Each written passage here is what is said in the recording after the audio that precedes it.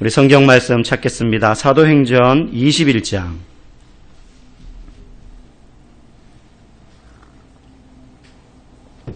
21장 15절에서 26절까지 말씀입니다. 신약성경 225페이지 사도행전 21장 15절에서 26절까지 말씀.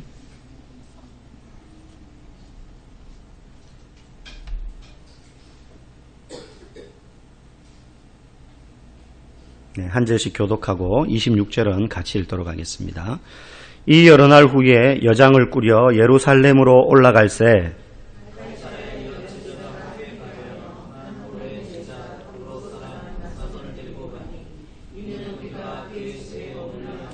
예루살렘에 이르니 형제들이 우리를 기꺼이 영접하거늘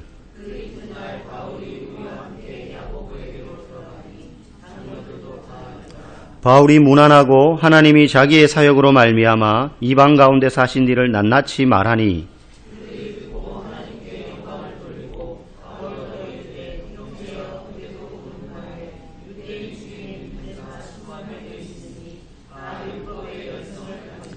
네가 이방에 있는 모든 유대인을 가르치되 모세를 배반하고 아들들에게 할례를 행하지 말고 또 관습을 지키지 말라 한다함을 그들이 들었도다.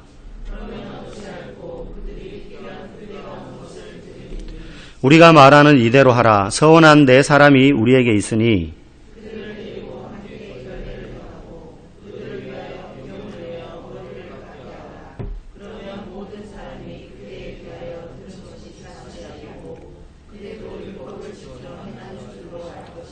주를 믿는 이방인에게는 우리가 우상의 제물과 피와 목매어 죽인 것과 음행을 피할 것을 결의하고 편지하였느니라 하니 바울이 이 사람들을 데리고 이튿날 그들과 함께 결례를 행하고 성전에 들어가서 각 사람을 위하여 제사 드릴 때까지의 결례 기간이 만기된 것을 신고하니라. 아멘. 세계적인 바이올린 연주자가 독주회를 열고 있습니다. 어마어마한 홀에 많은 사람들이 앉아 있었고 조명이 그 연주자에게 집중된 채로 아름다운 선율을 연주하고 있습니다. 모든 사람들이 그 연주에 감동을 받고 감명받고 집중하고 있던 그때에 사고가 일어납니다. 막 현란하게 현을 켜다가 바이올린을 놓쳐버린 거예요, 이 연주자가. 그래가지고 이게 쾅쾅쾅 하면서 무대 밑 객석 아래까지 이 바이올린이 떨어져 버린 거예요. 일순간 그 홀 전체에 진짜 얼음장 같은 침묵이 쫙 흘렀습니다. 숨소리도 못 내는 거예요. 마음으로는 막, 저거 어떡하지? 막 이런 생각을 하는데 아무도 말을 못하고, 이제 어떡하나. 그러고 있는데 이 연주자야말로 얼마나 당황스럽겠어요. 눈을 감고는 차마 앞을 못 보고 이렇게 뒤로 돌아섰습니다. 그때 그 침묵을 깨고 관중 객석에 있던 사람 한 명이 일어나서 그 바이올린을 주워가지고 이렇게 다시 연주하라고 이렇게 줬어요. 그래서 이 연주자가 그 바이올린을 이렇게 받아 들고는 다시 뒤돌아서서 눈을 떴습니다. 사람들이 막 박수를 쳤어요. 이제 다시 하면 된다. 막 용기, 격려를 주는 박수죠. 막 박수를 쳤는데 보니까 줄이 하나, 현이 하나 터진 거예요. 이 사람이 박수를 막 치는데 갑자기 그 바이올린을 들더니만 바닥에다가 쾅쾅쾅 내리치면서 바이올린을 박살을 내는 겁니다. 사람들이 전부 다 경악을 금치 못하면서 아니 저 사람이 충격을 받아서 돌았나 왜 저러나 저 비싼 바이올린을 왜 때려 부수나 그냥 남은 줄로라도 하든지 아니면 다른 악기로 바꿔서라도 하면 되는데 막 거기서 부수는 거예요. 그러니까 사람들이 전부 다 놀래가지고 입을 벌리고 있는데 이 연주자가 부서진 바이올린을 들고 보여주면서 여러분 사실 이건 연습용 싸구려 바이올린이었습니다. 놀라지 마십시오. 제가 이제부터 정말 값비싼 바이올린으로 다시 연주하겠습니다. 그러자 스텝 한 명이 진짜 비싼 수억을 호가하는 그 바이올린을 가져다 주는 거예요. 이 사람이 다시 이어서 막 연주를 했습니다. 연주를 막 하는데 사람들이 감명 깊게 듣다가 어느 순간 너나 할 것 없이 마음속에 동일한 생각을 품기 시작했어요. 뭐냐 하면 앞에 부서뜨렸던 그 싸구려 바이올린 소리나 이 수억짜리 바이올린 소리나 둘 다 감동적인데 너무 아름다운데 이걸 다 느끼기 시작한 거였습니다. 나중에 보니까 이 연주자가 그걸 느끼게 하기 위해서 일부러 한 퍼포먼스였어요. 악기가 중요한 게 아니라 누가 연주하느냐가 중요한 거라는 거죠. 아무리 좋은 연장이 있어도 숙련되지 않은 사람이 만지면 그걸로 오히려 나무를 깎기보다 자기 손해를 입기 마련이고 아니면 제대로 된 작품 만들기 어렵습니다. 그런데 능숙한 목수는 이 빠지고 녹이 좀 쓴 그런 연장 가지고도 좋은 작품 만들어낼 수 있는 거죠. 누가 잡고 쓰느냐에 따라 가지고 도구는 크게 중요하지 않다는 겁니다. 하나님께서 우리를 쓰실 때도 마찬가지입니다. 우리가 하나님을 위하여 뭔가 잘하고 열심히 들여서 쓰는 것이 아니라 하나님이 우리를 붙잡고 쓰실 때 그 사람은 우리가 볼 때는 연습용 바이올린, 싸구려 몇만 원짜리 그 정도처럼 보이고 때로는 늙고 가진 것도 없고 아는 것도 별로 없는 것 같아서 나 같은 도구 연장 하나님이 쓰셔봐야 얼마나 쓰시겠나. 나보다는 저기 잘 배우고 점잖고 그리고 젊고 능력 많은 저런 사람이 더 잘 쓰임받지 않겠나라는 생각 우리 하지만 도구의 상태와 상관없이 그 도구를 잡고 쓰는 이가 하나님이시라면 그 사람은 아름다운 소리를 내는 악기가 얼마든지 될 수 있다는 것입니다. 우리들 중에도 나이도 다르고 자라온 삶의 배경도 다르고 그리고 신앙의 색깔도 다 다릅니다. 지식의 차이도 있고 건강의 차이도 있고 나이의 차이도 있고 환경의 차이도 다 있어요. 우리가 생각할 때는 저기 서울 강남에 사는 성도들은 더 뭔가 큰 일을 할 것 같고 여기 평택 그것도 청북 무슨 리 이런 데 사는 사람은 해봐야 뭐 그냥 나 혼자 열심히 신앙생활 하는 정도면 만족하지. 그렇지 않습니다. 그렇지 않습니다. 하나님이 어떤 사람을 쓰실 때에는 능력 많은 사람을 쓰시는 것이 아니라 잘 준비된 사람을 쓰십니다. 근데 준비된 사람이 어떤 사람입니까? 우리가 알듯이 디모데후서 2장 20절 21절에 보면 큰 집에는 금그릇 은그릇뿐만 아니라 질그릇 나무그릇도 있는데 주인이 쓰시기에 합당한 그릇은 어떤 그릇이냐? 자기를 비워 깨끗하게 잘 준비된 그릇을 주인이 쓴다는 거예요. 아무리 그릇에 금붙이로 도배를 하고 거기에 다이아몬드가 박혀 있어도 깨끗하게 닦아서 준비되어 있지 않으면 늘 갑자기 그 그릇을 쓸 일이 있을 때 주인이 어느 그릇 쓰겠어요? 당장 손에 잡히는 그릇은 깨끗하게 준비되어 있는 그릇을 쓴다는 겁니다. 준비되어 있다는 것은 능력이나 은사나 재주, 물론 하나님 그거 사용하십니다. 능력 따라, 은사 따라, 재능 따라 사용하시지만 더 중요한 것은 실력 좋고 화려하고 예쁘고 그런 사람을 하나님이 쓰시기보다 사람들과 하나님 앞에서 늘 자기를 깨끗하고 순결한 마음으로 준비하고 있는 그 사람. 다시 말하면 하나님, 나는 부족하지만 내가 나를 봐도 나는 이 빠진 연장 같고 녹슬어버린 도구지만 이것도 부족하고 저것도 부족해 보이지만 하나님이 언제라도 이런 나를 쓰시고자 하신다면 저는 감사히 쓰임 받겠습니다라는 마음으로 순종함으로 대기하고 있는 그 사람. 그 사람을 하나님이 쓰신다는 겁니다. 여러분 성경을 보더라도 많은 인물들이 높은 자리에 올라서 하나님이 쓰신 것이 아닙니다. 바닥에 있을 때 정말로 자존감은 땅바닥에 떨어져 있고 그 사람의 환경은 아무도 눈여겨보지 않을 만큼 정말로 열악한 상황에 있을 때 쓰셨어요. 여러분 모세를 보십시오. 힘있고 권력 있을 때는 하나님이 쓰시지 않다가 저 시골 광야 아무도 알지 못하는 그 광야 한복판에서 양치는 80세 목동이 되었을 때 하나님이 그제서야 쓰셨고 요셉 또한 마찬가지 아닙니까? 그의 교만함 때문에 그가 어려움 당하고 나중에 감옥 안에 갇혀서 언제 풀려날지 기약 없는 죄수의 신분에 있을 때 하나님이 그를 들어 쓰시는 겁니다. 총리가 되고 난 다음에 쓰신 것이 아니라 그 감옥 밑바닥에 있을 때 하나님이 그를 쓰셨던 거예요. 12 제자들 언제 예수님이 진짜 쓰셨습니까?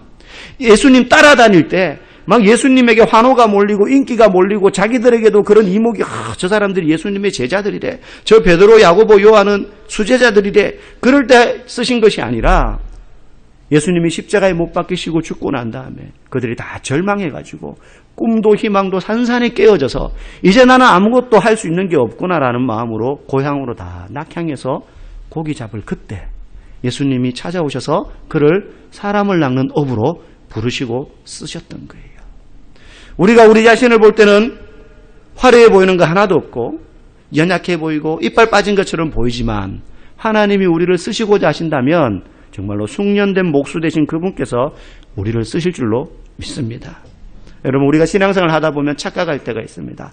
내가 주를 위하여 뭔가 열심히 일을 하고 드리면 된다. 그래서 내가 주님을 위하여 인생의 계획을 세우고 그 계획 따라 주를 위하여 결단하고 물질을 희생하고 시간을 드리고 젊음을 드리면서 주를 위하여 헌신하고 봉사한다라고 생각합니다. 그래서 내가 이만큼 주를 위하여 열심히 한다면 주님께서도 내 기도를 들어주셔야지라는 마음이 우리 안에서 저절로 생겨요. 그런데 성경은 오히려 처음부터 일관되게 우리에게 이야기하는 게 뭐냐 하면 너희들이 나를 위하여 할 수 있는 것은 아무것도 없다라고 이야기한다는 거예요. 무슨 말이냐면 하나님은요, 애초부터 인간을 위해서 세상을 창조하시고 모든 것을 완벽하게 공급하셨던 분이지 그분께서 뭔가 부족하고 아쉬워서 우리를 만드신 게 아니에요. 오히려 우리를 만들어 놓고 우리에게 부족함이 없도록 하나님이 완벽하게 공급하셨던 분입니다. 그렇죠?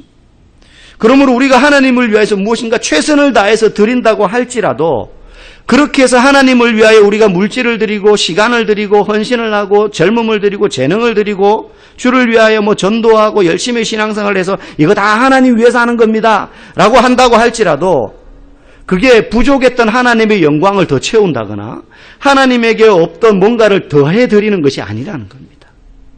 하나님은 내가 부족하니까 너희들 열심히 나를 위해서 뭔가를 해가지고 이걸 좀 채워줬으면 좋겠어. 그러면 내가 기쁠 것 같아. 내가 더 만족할 것 같아. 그렇게 우리의 열심을 원하시는 분이 아니라는 거예요. 성경은 처음부터 우리가 하나님을 위하여 무엇을 하느냐, 드리느냐에 대한 이야기가 아니라 하나님이 우리를 위하여 무엇을 하셨느냐에 대한 이야기입니다. 성경을 어느 장이라도 펼쳐보십시오. 이스라엘 백성들을 위하여서 하나님이 끊임없이 그들에게 뭔가를 공급합니다. 끊임없이 뭔가를 채워주십니다. 사람을 보내고 힘을 주시고 먹을 걸 주시고 땅을 주시고 자손을 주시고 계속해서 뭔가를 채워주십니다. 반면에 인간들은 어떻게 해요? 계속해서 그걸 거부하고 그 은혜와 사랑을 거부하고 자기들 욕심대로 살고 싶어하고 하나님의 인도와 보호를 떠나고 싶어하고 그리고 세상 사람들처럼 살고 싶어 해서 계속해서 멀어지는 거죠. 그럼에도 불구하고 하나님은 계속해서 그들을 포기하지 않으시고 뭔가를 하셔요. 성경은 한마디로 하나님의 열심과 우리를 향한 성실하심이 어떠한지를 기록해 놓은 책이랍니다. 우리가 주를 위하여 뭔가를 드린다라는 것은 이런 것과 비슷해요. 저희 집에 이제 아이들 4명이 있는데 막내가 이제 초등학교 1학년입니다. 그래서 집에서 해야 될 일들을 정해놨어요. 가사일. 요일별로 돌아가면서 오늘은 누가 설거지하고 그러면 누구는 세탁기를 돌리고 그리고 빨래를 개고 화장실 청소를 하고 또 청소기를 돌리고 이걸 매일 하거든요. 돌아가면서 아이들이 당번을 정해서. 그런데 붙박이로 저희 집의 막내는 하나만 해요. 많으냐? 걸레질. 별다른 기술도 필요 없고 그냥 이렇게 쭉 밀고 다니면 되니까 다 청소기 해놓으면 이제 걸레질 하는 거예요. 그런데 얘가 걸레질을 하는 걸 가만히 보니 시원찮아요. 8살짜리가 걸레질 하는데 이거는 물기를 꽉 짜기를 하겠습니까? 물이 뚝뚝 떨어지는 걸 그냥 붙여가지고 슬슬슬슬 어떨 때는 그냥 뒤에 놔두고 이렇게 끌고 돌아다니는 거예요. 간대만 왔다 갔다 하는 데도 많아요.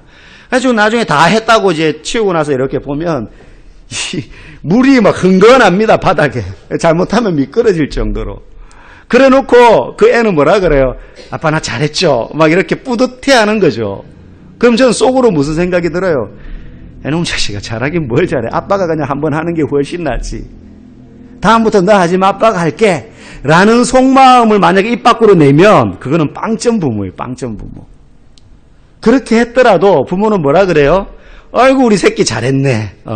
네 때문에 아빠가 훨씬 수월해졌구나. 다음에도 더 잘할 수 있겠지 하고 칭찬하고 격려해 준단 말이죠. 우리가 주를 위하여 뭔가 열심히 막 했는데 우리는 어떤 마음 품느냐? 하나님 저 잘했죠. 이 정도면 딴 사람하고 비교해가지고 이 정도면 주님이 뭔가 좀 인정해 주실 만하지 않나요? 뭔가 제 기도를 더 잘 들어주셔야 되는 거 아닌가요? 저만큼 하는 사람 별로 없지 않나요? 뭔가 좀 뿌듯해합니다. 그럼 하나님 보실 때 뭐라 생각해요? 야 내가 한번 하는 게 훨씬 나을 것 같은데? 그러나 우리를 향하여 뭐라 그러세요? 잘했다 아들아. 기특하다.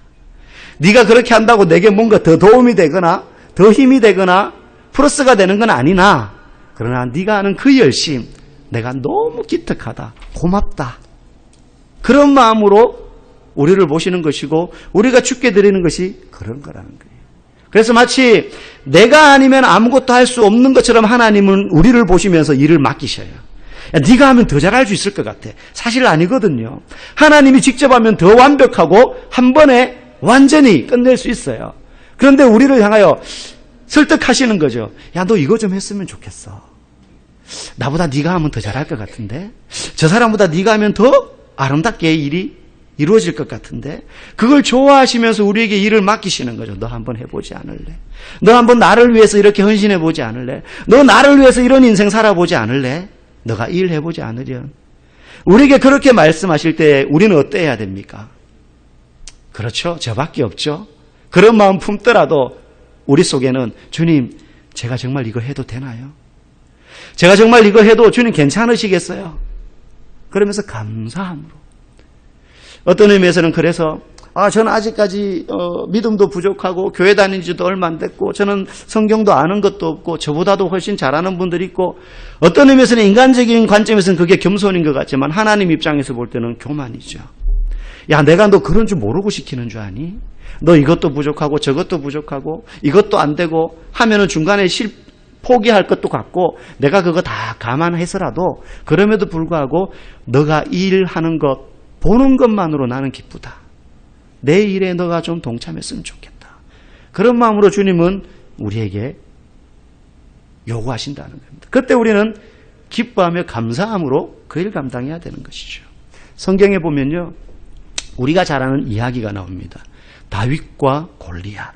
이건 교회를 다니지 않는 사람들도 많이 들어서 알고 있는 이야기입니다. 거대한 거인 골리앗과 그리고 그냥 양치는 목동 소년 다윗이 싸워가지고 다윗이 이겼다는 이야기예요. 우리 이 이야기 들을 때마다 머릿속에 딱 떠오르는 한 줄이 뭐냐면, 야, 나는 약하지만 하나님 의지하고 나가면 저런 골리앗 같은 문제들도 내가 이기고 해결할 수 있다. 내가 주님을 위하여 이런 승리를 거둘 수 있겠구나. 주님 내게 힘을 주세요. 이렇게 생각을 해요. 그러면 내가 어떤 문제도 해결할 수 있습니다. 여기까지 알면 사실은 반틈 정도밖에 깨닫지 못하는 거예요. 이 다윗과 골리앗 이야기의 가장 중요한 핵심은요, 우리의 힘으로는 어떤 문제도 해결할 수 없다라는 거예요. 우리의 힘으로는 아무런 인생의 문제, 이런 거인과 맞서 싸울 수 없다. 우리의 힘으로는 이 거인과 같은 인생의 문제를 해결할 능력이 전혀 없다라는 이야기가 바로 이 다윗과 골리앗 이야기예요. 사울왕을 포함한 사울은 이스라엘 군사들 전체에서도 가장 용맹한 장수요 왕이었습니다. 그런데 그 사울왕조차 골리앗이 나와가지고 적군의 장군인 골리앗이 나와가지고 막 욕을 하며 비아냥거리면서 그냥 싸움을 복도두는데 겁먹고 아무도 그 천막 안에서 못 나가고 있었어요. 아무도 감히 골리앗과 싸울 생각을 못하고 있었습니다. 그런데 그때 목동 다윗이, 소년 다윗이 골리앗과 상대합니다. 중요한 건 그는 연약한 목동이었습니다. 누가 보더라도 싸움 상대가 되지 않습니다. 사울왕이 걱정돼가지고 자기 갑옷을 내어줬습니다. 이거라도 입고 나가서 싸워라. 그런데 입었는데 이게 어린아이 소년의 몸에 맞나요? 불편한 거예요. 덜그럭덜그럭 거리면서. 이기기도 오히려 불편한 거예요. 이걸 못 이겨, 이 갑옷을. 그래가지고 이것을 다 벗을 정도로 연약했습니다. 무기라고 해봐야 양치는 데 쓰는 막대기, 그리고 돌멩이 몇 개 주셨습니다. 강가에서 조약돌 몇 개. 그게 다예요. 승산이 없는 싸움이에요. 이 싸움에서 가장 쉬운 해결 방법은 하나님이 직접 하시면 됩니다. 불을 내리든지 무슨 벼락을 내리든지 땅이 갈라지든지 구약에서 하나님이 하셨던 것처럼 그렇게 하시면 돼요. 제일 간단하고 확실해요. 그런데 하나님은 그럼에도 불구하고 굳이 연약한 소년을 전면에 내세웠습니다. 이유가 있어요. 지금 골리앗 앞에 두려워 떨며 전의를 상실한 이스라엘 민족 전체에게 필요한 게 뭐냐면 대리자예요. 대리자. 그들은 싸울 생각이 없습니다. 겁에 질려서 승산 없다고 생각했어요. 계산기 두드려 보니까 나가봐야 개죽음 당할 뿐이라고 생각했어요. 그래서 아무도 나갈 생각을 하지 않았기 때문에 그들을 대신해서 싸워줄 대리자가 필요했습니다. 그런데 그 대리자, 하나님이 생각하는 대리자는 그들이 생각하는 대리자와 달랐어요. 하나님이 생각하는 대신 싸울 사람은 강한 사람이 아닙니다. 연약한 사람이었습니다. 하나님은 그 연약한 구원자 다윗을 통해서 골리앗을 물리치셨어요. 그래서 결국 그 연약함으로 다윗은 승리했고 그의 승리는 백성들에게 옮겨졌고 그리고 다윗의 승리는 이스라엘 민족 전체의 승리가 되었습니다. 이게 지금 무슨 이야기입니까? 그와 같이 예수님께서 우리의 인생의 궁극적인 거인인 죄와 죽음과의 싸움에서 우리를 대신하여 대리자가 되셔서 싸워 승리하셨다는 겁니다. 그런데 그렇게 승리하실 때에 그분은 용감무쌍한 우리가 그리는 위대한 장군의 모습으로 나가서 승리하신 것이 아니라 아무런 능력도 힘도 없이 십자가에 무기력하게 못 박혀 죽는 연약한 대리자로서 우리를 위하여 나아가셨어요. 그리고 그분은 승리하셨고 그 승리가 우리의 승리가 되었고 그래서 우리는 죄와 죽음이라는 우리가 맞서 싸울 수 없는 그 궁극적인 거인 앞에서 우리는 자유함을 얻게 된 것입니다. 다시 말하면 이 연약한 다윗은 연약하게 죽으시는 예수님이 우리에게 승리를 주신 모델이에요. 예수님이 나를 위해서 인생의 거인들과 싸우셔서 승리하셨다는 사실을 우리가 확신하기 전에는 우리는 인생을 살면서 다가오는 인생의 거인들, 고통, 좌절, 슬픔, 포기, 질병 이런 문제들을 우리가 싸워서 이길 수 없어요. 우리에게는 그런 능력이 없습니다. 어떤 동물들을 연구하는 동물학자가 그러더라고요. 그분은 하나님을 믿는 분은 아니지만 신이 만든 이 땅의 피조물들 중에 가장 연약한 존재가 사람이라는 거예요. 사람은 개 한 마리하고도 싸워서 못 이겨요. 짐승들은 날카로운 이빨이라도 있고 발톱이라도 있잖아요. 사람은 아무것도 없는 거예요. 무기를 들지 않으면 짐승들과 대등해질 수 없어요. 막대기나 총칼을 들지 않으면 짐승 한 마리를 못 이겨요. 그만큼 연약한 존재라는 거예요. 그래서 그 학자가 그런 말을 하더라고요. 그래서 신이 사람에게 무기를 들도록 지혜를 주셨다. 그래야지 자연계에서 안 죽고 살아남는다는 거예요. 예. 여러분, 우리는 우리 힘으로 인생에 찾아오는 그 거인과 같은 문제들을 이길 수 있는 힘이 전혀 없습니다. 예수님이 나를 위하여 목숨을 버리심으로 연약하셨지만 승리를 거두셨다는 그 깊은 확신을 가지기 전에는 우리는 그 싸움에서 이길 수가 없어요. 그러므로 저와 여러분이 인생을 살면서 당하는 많은 어려움들이 있습니다. 산 넘어 산이잖아요. 이 문제 해결했으면 이제 좀 탄탄대로 좀 편안한 인생이 될 것 같은데 예기치 못했던 또 다른 문제가 어디서 터져요. 이게 계속 주기적이지는 않지만 예측 불가능하게 우리의 인생에는 반복이 됩니다. 그런데 그때 내가 그걸 일일이 맞서 싸우려 하면 불보듯 뻔하게 패배가 우리 앞에 놓여 있습니다. 우리는 싸울 수 없습니다. 내가 아무리 열심히 싸워서 이긴다 하더라도 그것은 주님을 위하여 득이 되는 싸움이 아닙니다. 오직 예수님께서 나를 대신하여 싸우시고 일하신다는 사실을 우리는 믿어야 합니다. 그리고 그분께서 이미 우리의 인생의 거인들과 맞서 싸우셔서 승리하셨습니다. 궁극적인 거인인 죄와 죽음의 문제를 이기셨다면 야 내가 이거는 해결했으니까 자잘한 거는 너희들이 살면서 싸워나가라. 너희들 힘으로 해결해라. 그러지 않으셔요. 궁극적인 문제를 해결하신 분이 우리의 삶에 있는 그 모든 연약한 부분들 왜 해결하지 않으셨겠습니까?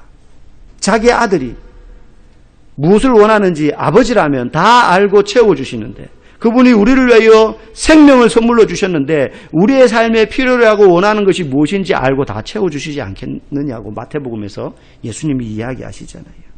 그러므로 우리가 인생 살면서 문제 앞에서 두려워 떨고 연약해 할 때 그 연약함은 우리에게 약점이 아닙니다. 약점이 아니고 오히려 능하신 그 예수님을 의지할 수 있는 이유가 되고 강점이 되는 거예요. 우리에게 힘이 있고 지혜가 있다는 것을 믿고 나아가면 우리는 주님 의지하지 않습니다. 그거 의지하지.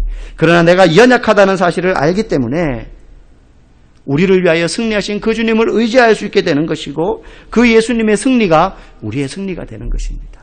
그래서 문제 앞에서 주님 내게 힘을 주시면 내가 나가서 싸워서 이길게요가 아니라 주님 나를 대신하여 싸워주십시오. 나를 대신하여 싸워주십시오. 주님이 거두시는 승리가 나의 승리가 되는 줄 믿습니다. 이 확신 가운데 저와 여러분이 인생의 거인들 앞에서 날마다 승리하며 살아갈 수 있기를 주님의 이름으로 간절히 소망합니다. 함께 찬양하겠습니다.